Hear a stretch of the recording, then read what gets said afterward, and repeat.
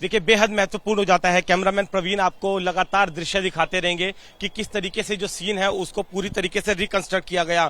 बकायदा टीम बनाई गई। जिस तरीके से जो अतीक और अशरफ जब यहाँ पर अस्पताल के अंदर यहाँ पर दाखिल हुए थे, तब आपने देखा उनके पीछे पीछे पुलिसकर्मी थे, आगे उनके मीडिया कर्मी थे। तो कुछ उसी तरीके से मीडिया कर्मियों को खड़ा किया गया। आपको यहाँ पर ये जो दो लोग भी नजर आ रहे हैं, फिलहाल इनमें एक ने अतीक का किरदार निभाया है और दूसरे ने अशरफ का किरदार निभाया है। साथ में आप देखिए किस तरीके से इंची टेप है। इस इंची टेप के क्या मायने हैं? इस इंची टेप से पूरा जो ये इलाका है प्रीमाइसिस, इसको नापा जा रहा है कि कहां पर जीप खड़ी हुई थी, कितना मीटर वो आगे चलकर यहां पर ठीक इस जगह पर अतीक और अशरफ को गोली मारी, कितनी दूरी पर जो मेडिकल रूम है वो था। आप देखिए इसके सबसे ज्यादा अधिक फॉरेंसिक टीम के क्या मायने होते हैं। जैसा कि पहले मैंने भी कहा था, मैं अपने कैमरामैन से कहूंगा लगातार दृश्य दिखाते रहे। फॉरेंसिक टीम में बाकायदा जो शूटर्स थे, उन तीन शूटर्स ने गोली मारी, यहां पर रिक्रिएट किया।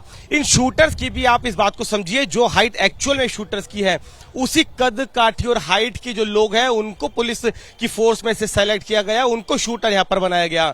जो अतीक और अशरफ है वो भी उसी कद काठी के लोग हैं जिस कद काठी के अतीक और अशरफ थे। इसके भी अपने आप में मायने होते हैं। क्यों? क्योंकि जब उनकी पोस्टमार्टम रिपोर्ट, उनकी एक्सरे रिपोर्ट की टीम आएगी, तब पता चलेगा कि अतीक के शरीर में सर पर यहां गोली लगी थी, इतने एंगल पर लगी थी, 2 गोली चेस्ट पर लगी थी, उनका एंगल इतना था, 3 गोली पेट में लगी थी, उनका एंगल इतना था। अब यहां पर जब रिकंस्ट्रक्ट किया गया, उसी कद काठी के शूटर्स ने यह बताया कि जो वीडियो में नजर आ रहा है कि इतनी दूरी पर खड़े होकर जो शूटर्स हैं उन्होंने गोली चलाई। जब गोली यहां से चलाएंगे, रिकंस्ट्रक्ट करेंगे, तो एफएसएल की टीम इस तरीके से देखेगी कि उस गोली का एंगल क्या होगा, और वही उसी एंगल पर जो रिपोर्ट आएगी कि अतीक और अशरफ की बॉडी के अंदर गोली लगी हुई है, वो इस बात को पुख्ता करेगी कि हाँ, ये 2 शूटर सामने थे, इन्होंने इतना 4 फीट की दूरी से या 5 फुट की दूरी से या फिर पॉइंट ब्लैंक, पहली गोली यू पॉइंट ब्लैंक उनके सर पर मारी। उसके बाद वो पीछे की तरफ हुए, पीछे की तरफ से उन्होंने बॉडी जो नीचे, जब वो घायल होकर गिर गए तब उनको गोली मारी।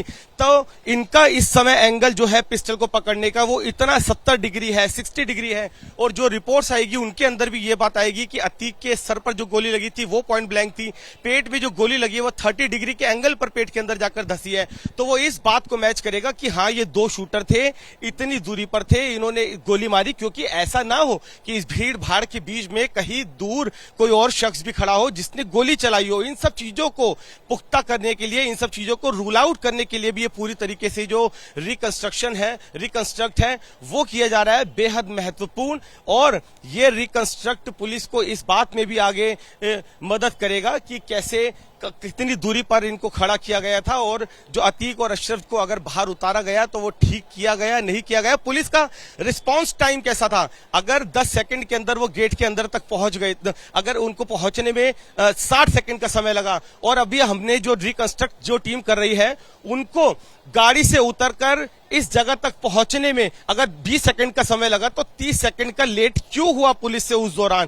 क्योंकि पुलिस अगर जानती थी अतीक और अशरफ की जान को खतरा है, तो उनको जीप से उतारकर तुरंत भागते हुए अंदर लेकर जाना चाहिए था।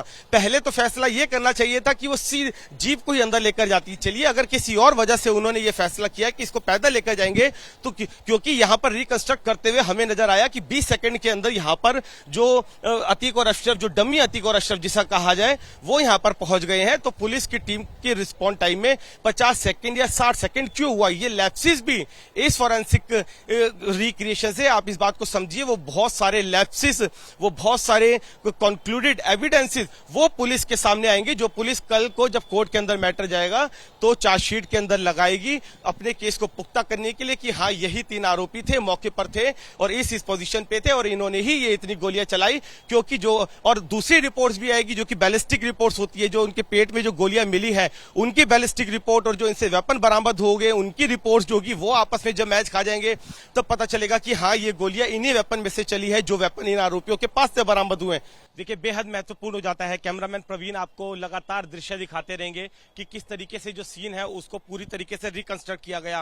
बकायदा टीम बनाई गई। जिस तरीके से जो अतीक और अशरफ जब यहाँ पर अस्पताल के अंदर यहाँ पर दाखिल हुए थे, तब आपने देखा उनके पीछे पीछे पुलिसकर्मी थे, आगे उनके मीडिया कर्मी थे, तो कुछ उसी तरीके से मीडिया कर्मियों को खड़ा किया गया। आपको यहाँ पर ये जो दो लोग भी नजर आ रहे हैं, फिलहाल इनमें एक ने अतीक का किरदार निभाया है और दूसरे ने अशरफ का किरदार निभाया है। साथ में आप देखिए किस तरीके से इंची टेप है। इस इंची टेप के क्या मायने हैं? इस इंची टेप से पूरा जो ये इलाका है प्रीमाइसिस, इसको नापा जा रहा है कि कहां पर जीप खड़ी हुई थी, कितना मीटर वो आगे चलकर यहां पर ठीक इस जगह पर अतीक और अशरफ को गोली मारी, कितनी दूरी पर जो मेडिकल रूम है वो था।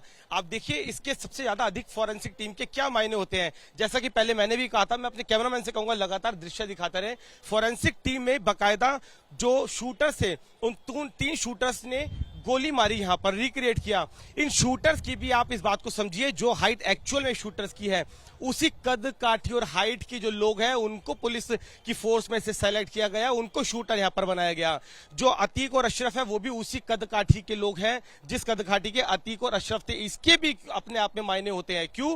क्योंकि जब उनकी पोस्टमार्टम रिपोर्ट, उनकी एक्सरे रिपोर्ट की टीम आएगी तब पता चलेगा कि अतीक के शरीर में सर पर यहां गोली लगी थी, इतने एंगल पर लगी थी, 2 गोली चेस्ट पर लगी थी, उनका एंगल इतना था, 3 गोली पेट पे लगी थी, उनका एंगल इतना था। अब यहां पर जब रिकंस्ट्रक्ट किया गया, उसी कद काठी के शूटर्स ने यह बताया कि जो वीडियो में नजर आ रहा है कि इतनी दूरी पर खड़े होकर जो शूटर्स हैं उन्होंने गोली चलाई। जब गोली यहां से चलाएंगे, रिकंस्ट्रक्ट करेंगे, तो एफएसएल की टीम इस तरीके से देखेगी कि उस गोली का एंगल क्या होगा, और वही उसी एंगल पर जो रिपोर्ट आएगी कि अतीक और अशरफ की बॉडी के अंदर गोली लगी हुई है, वो इस बात को पुख्ता करेगी कि हाँ ये 2 शूटर सामने थे, इन्होंने इतना 4 फीट की दूरी से या 5 फुट की दूरी से या फिर पॉइंट ब्लैंक, पहली गोली यू पॉइंट ब्लैंक उनके सर पर मारी, उसके बाद वो पीछे की तरफ हुए, पीछे की तरफ से उन्होंने बॉडी जो नीचे जब वो घायल होकर गिर गए तब उनको गोली मारी।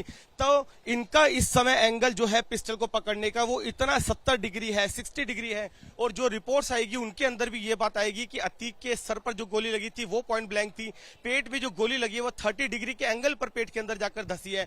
तो वो इस बात को मैच करेगा कि हाँ ये 2 शूटर थे, इतनी दूरी पर थे, इन्होंने गोली मारी। क्योंकि ऐसा ना हो कि इस भीड़ भाड़ के बीच में कहीं दूर कोई और शख्स भी खड़ा हो जिसने गोली चलाई हो। इन सब चीजों को पुख्ता करने के लिए, इन सब चीजों को रूल आउट करने के लिए भी ये पूरी तरीके से जो रिकंस्ट्रक्ट है वो किया जा रहा है, बेहद महत्वपूर्ण। और ये रिकंस्ट्रक्ट पुलिस को इस बात में भी आगे मदद करेगा कि कैसे कितनी दूरी पर इनको खड़ा किया गया था, और जो अतीक और अशरफ को अगर बाहर उतारा गया तो वो ठीक किया गया, नहीं किया गया। पुलिस का रिस्पांस टाइम कैसा था? अगर 10 सेकंड के अंदर वो गेट के अंदर तक पहुंच गए, अगर उनको पहुंचने में 60 सेकंड का समय लगा, और अभी हमने जो रिकंस्ट्रक्ट जो टीम कर रही है उनको गाड़ी से उतरकर इस जगह तक पहुंचने में अगर 20 सेकंड का समय लगा, तो 30 सेकंड का लेट क्यों हुआ पुलिस से उस दौरान? क्योंकि पुलिस अगर जानती थी अतीक और अशरफ की जान को खतरा है तो उनको जीप से उतारकर तुरंत भागते हुए अंदर लेकर जाना चाहिए था।